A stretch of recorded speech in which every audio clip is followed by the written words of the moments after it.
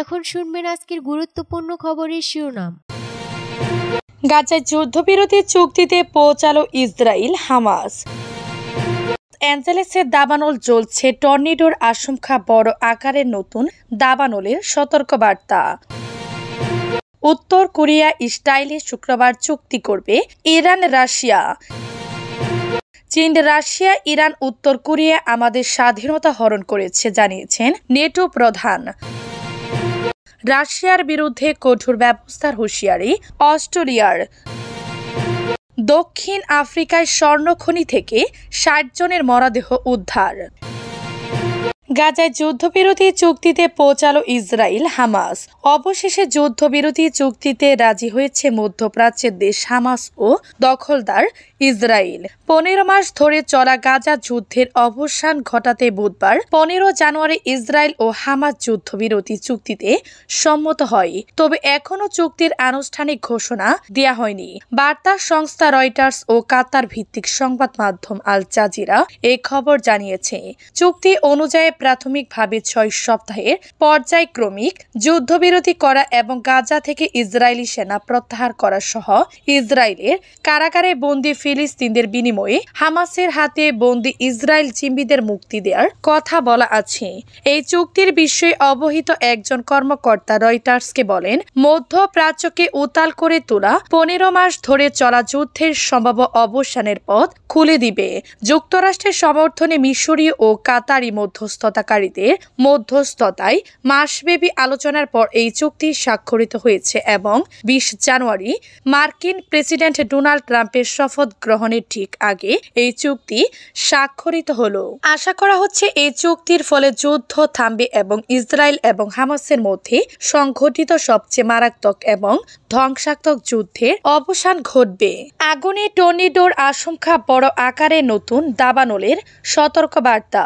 যুক্তরাষ্ট্রের ক্যালিফোর্নিয়ায় ভয়াবহ দাবানল নিয়ন্ত্রণে আনার চেষ্টায় হিমশিম অবস্থা অগ্নি নির্বাপন কর্মীদের। এরই মধ্যে আবহাওয়া বিশেষজ্ঞরা বলেছেন, বর্তমান পরিস্থিতিতে দাবানল দুর্গত এলাকাগুলো আগুনের টর্নেডোর ঝুঁকিতে রয়েছে। এটি বিরল হলেও এমন এক বিপজ্জনক অবস্থা যেখানে দাবানল তার নিজস্ব আবহাওয়া তৈরি করে থাকে।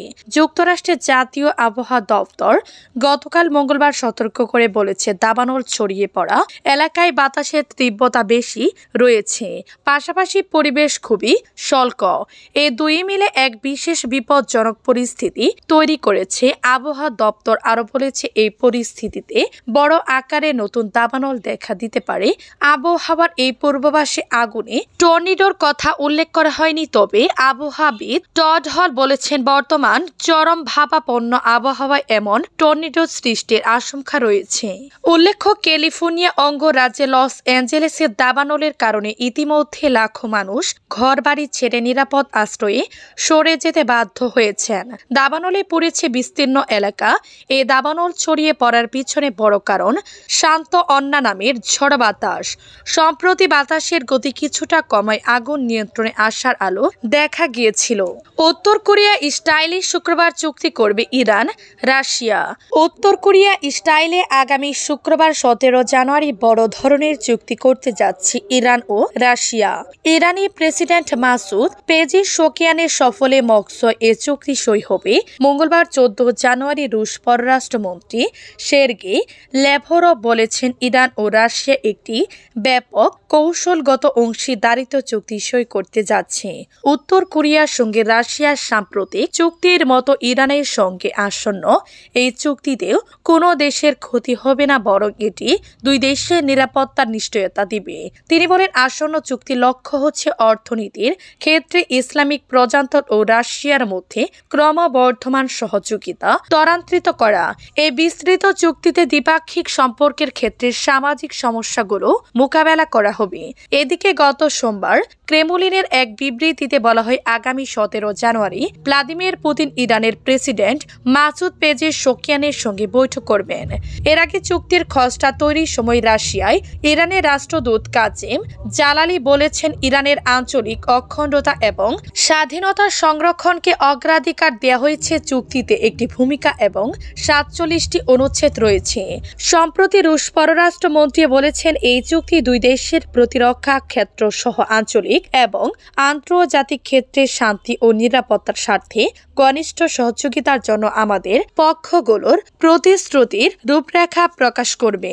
প্রসঙ্গত, গত জুনে পিয়ংইয়ং এর এক শীর্ষ সম্মেলন শেষে উত্তর কোরিয়ার নেতা কিম জং উন রুশ প্রেসিডেন্ট ভ্লাদিমির পুতিন দুই দেশের মধ্যে ব্যাপক কৌশলগত চুক্তি সই করেন।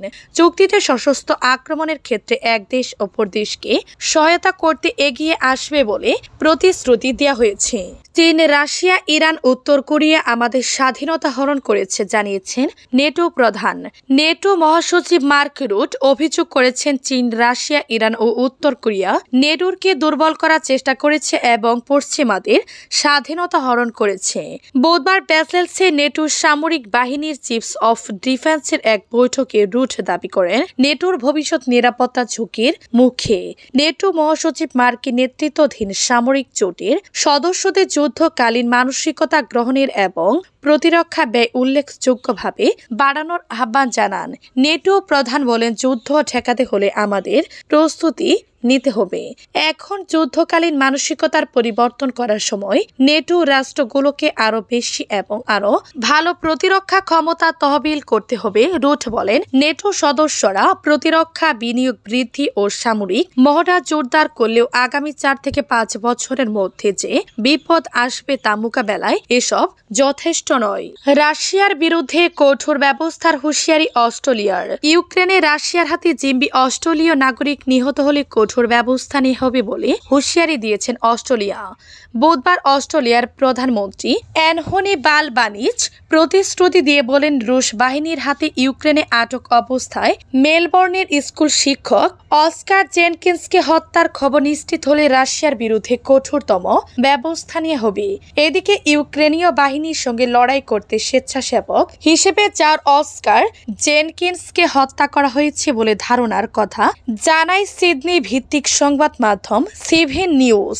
অস্ট্রেলিয়ার পররাষ্ট্র ও বাণিজ্য মন্ত্রণালয় জানিয়েছে, তারা ইউক্রেনের নাম প্রকাশ না করা সূত্রের উদ্ধৃতি দিয়ে করা এই প্রতিবেদনের সত্যতা যাচাই করেনি। তবে কর্মকর্তারা জেনকিন্সের অবস্থানে গভীর উদ্বেগ প্রকাশ করেছেন। অস্ট্রেলিয়ার প্রধানমন্ত্রী অ্যানথনি অ্যালবানিজ তাসমানিয়ায় সাংবাদিকদের বলেন, আমরা রাশিয়াকে অবিলম্বে অস্কার জেনকিন্সের অবস্থা নিশ্চিত করার আহ্বান জানাই। আমরা গভীরভাবে উদ্বিগ্ন। আমরা ঘটনার সত্যতা প্রকাশের অপেক্ষা করব।